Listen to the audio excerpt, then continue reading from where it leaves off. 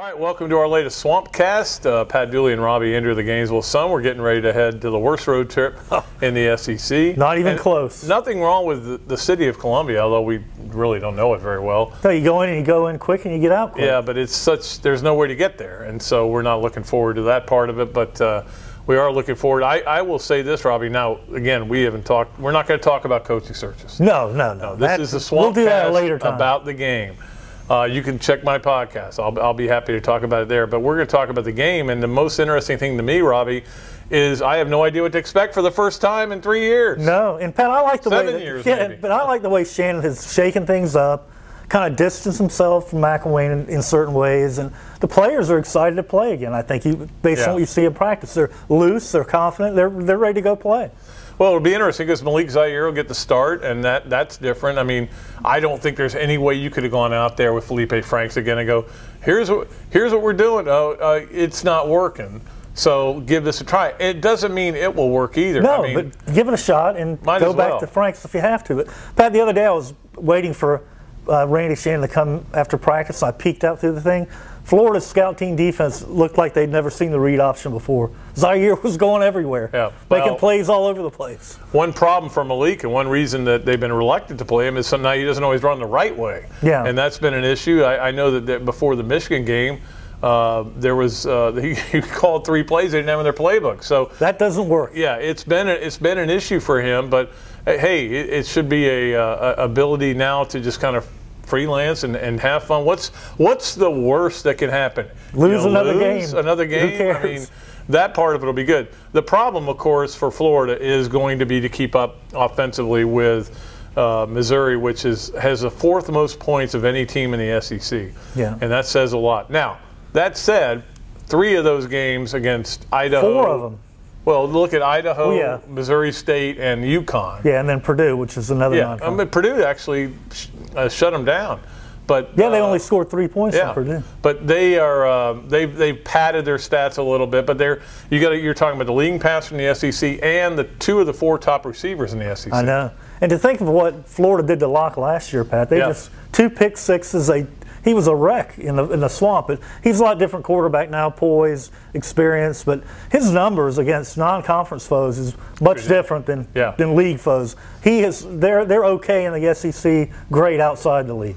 Yeah, but Tease Tabor and Quincy Wilson aren't walking. They're gone, and neither is Marcus May. Yeah, but I mean, I think the whole key to the game is how Florida's secondary holds up. I think Florida will be able to score some points because their defense has been pathetic this year, giving up tons of points, tons of yards.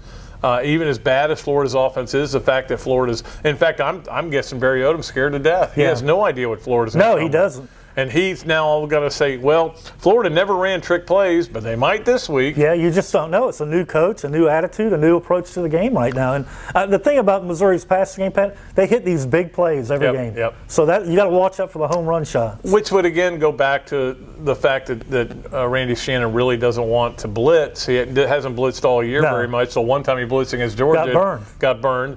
And you wonder if they'll blitz much in this game as well. You're going to see 8 guys back most of the time. Well, 7. Yeah. If you rush 3, then I come down. That's no good. I come down and kill you. Yeah. I literally do. I can't stand that. But it'll be interesting. It'll be and I wrote about this Saturday's paper, Robbie. A lot of people auditioning here. Randy Shannon is auditioning for his next job. Doug Nussmeier is auditioning for his next job. A lot of these coaches are auditioning to either be retained or their next job. And the players are auditioning for either the new coach or the NFL. So auditions everywhere. They should move this to Branson. Yeah, and some of the players talked about they want to put good stuff on tape here at the end of the year for the NFL and for the next coach. So it is important.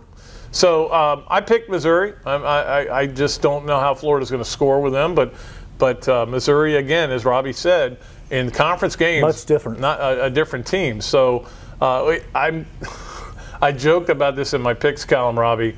11 o'clock game, one team's 0-4 in the conference, the other team's just fired his coach. That atmosphere is going to be electric. It will be. It should be fun, though. Yeah. It'll be pretty out there. That's the good thing. No, the great thing is it's going to be over. Yeah. We get to go back to our hotel in Wentzville. You ever heard of Wentzville, Missouri?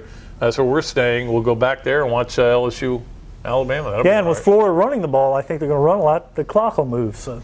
Yeah, that'll be another interesting thing, Robbie, because no Malik Davis.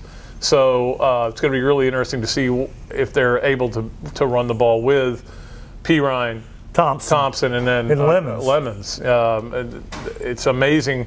This team started out with 5 really good tailbacks, and they're already down to 3. It's funny. Coaches always say, whoever's the coach, you can never have too many tailbacks in this league, and it's true. We've seen it this year. We'll be doing a Facebook Live from the stadium there in lovely Farrell Field, I believe it's called. With the dumbest thing in all of college football are those rocks that make the animal. People sit on them. Really?